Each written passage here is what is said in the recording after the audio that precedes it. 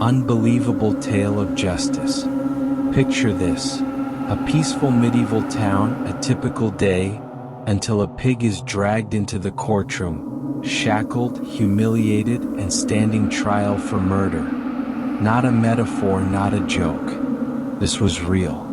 This was 1386 in a small town called Faceless, France. And the crime? A pig killing a baby. But here's where it gets stranger. This pig wasn't just arrested, put in a pen, and forgotten about. It was given a lawyer. It stood trial. And it was sentenced to death. You might think this is a medieval myth, but it's not. This is one of the most mind-boggling legal events ever to have taken place in Europe. Animals were actually put on trial. The medieval world, when animals were tried for crimes. To understand the insanity of this event, we need to step back in time, to medieval Europe, a world where the line between the spiritual and the legal was razor thin. Back then, the church and the court often worked hand in hand. People believed the world was governed by divine forces, and every action, from the bite of a dog to the moo of a cow, could carry cosmic consequences. Justice wasn't just about what was legal, but about what was moral and what was divinely ordained. And so, just as humans could be judged for crimes, so could animals. These were called animal trials, and yes, they were as bizarre as they sound. A legal system that included animals. Animals were tried in two types of courts. 1. Secular courts, for crimes like murder, theft, or property damage. 2. Ecclesiastical courts, run by the church, mostly for plagues, crop destruction, or demonic behavior. Animals could be arrested, imprisoned, assigned legal defense, tried in public, executed, or exiled. And this wasn't rare. It happened hundreds of times across Europe between the 13th and 18th centuries. The crime in Falaise, the Sow's tragic crime. Now let's head back to Falaise, 1386.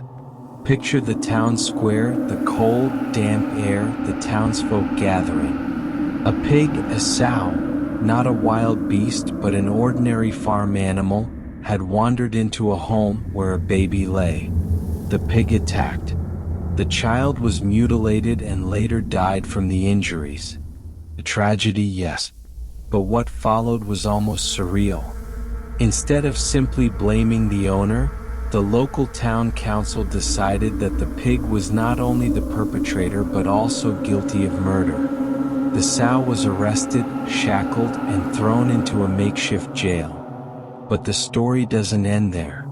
No, it's only the beginning of one of the most bizarre trials in history. The trial begins, from arrest to courtroom drama. The trial was set. The accused pig was now the center of attention in the courtroom. This wasn't just a quick trial. It was public, grand, and ritualistic. The trial itself was meticulously prepared. In medieval Europe, everything had a ceremony, and this animal trial was no different. The pig's owner was put on the stand, but the pig was treated as an independent legal entity with its own legal counsel. Yes, it had a defense lawyer, hired to argue its innocence. Now let's talk about the evidence. According to the records, the pig was accused of murder. But in the eyes of the law at the time, animals had human-like qualities. They could be moral beings capable of evil acts. The court debated the sow's intentions, whether it was provoked or if it was simply acting on instinct. But that didn't matter. The verdict was coming, and it was going to be final. The public spectacle, execution day. The pig was found guilty, and it was sentenced to death. But how do you execute a pig in medieval times? The town was about to witness something as bizarre as the crime itself.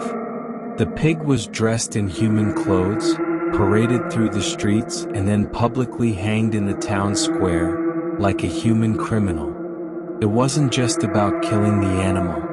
It was about making a public example, restoring order, and showing that no one was above the law. Not even a pig. As it dangled from the gallows, people would have watched in horror and awe, unsure whether they should laugh or cry. But this was no joke. The people of Falaise had just witnessed the death of an animal, punished as if it were a human criminal. More animal trials. Pigs, roosters, and insects on trial. You might think this story is a one-off, a crazy anomaly. But in fact, this was part of a much larger pattern. The animal trial was a cultural phenomenon in medieval Europe. Here are just a few other bizarre animal trials that occurred during the same time. The execution of a rooster in 1474, tried for laying an egg, thought to be a sign of witchcraft. It was burned at the stake. A herd of cows in 1519 was excommunicated for destroying crops. In Switzerland, a worm infestation was tried in court and ultimately exiled. These animal trials were more than legal proceedings.